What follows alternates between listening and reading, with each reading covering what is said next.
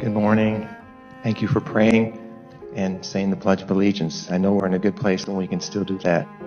I'm Larry Capetto, and I'm here to address Commissioner Roland, Davis, and Daniel with some remarks about rumored health mandates that are trying to make their way back into this country. I remind the commissioners of the ineffectiveness and the harmful outcome of these mandates that have plagued our society the last 3.5 years. And to bring them back into this area would be a disservice to the people of Mesa County, I believe. People using a word like a variant, I think, is nothing more than propaganda and an intent to instill fear again among the people. And we need to be aware of these things, that they're going to try to make their way probably back into Mesa County. And you as our commissioners, you stand at the gate. You're at the gate, and you'll do everything within your power, I hope, to oppose and to stand against these unconstitutional and illegal mandates. And I would remind our commissioners that our governor is not a lawmaker. He doesn't make the law.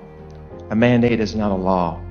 And when these so-called health mandates try to come back into our area, if they do, I hope they don't, especially for our children's sake, we as parents, grandparents, and citizens of Mesa County, I think it behooves us to stand against these and to stand up and to learn from what we've already gone through. History is best learned from those who were there.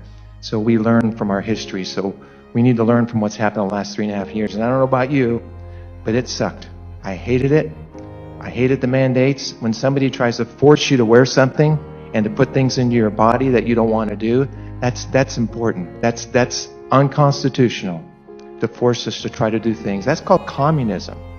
The veterans that I've interviewed fought against communism. Communism wants to think for us and to take away our rights and our freedoms. And I'm reminded of a quote by Thomas Jefferson. He says, "There's never any justification for taking away an individual's freedom under the guise of public safety."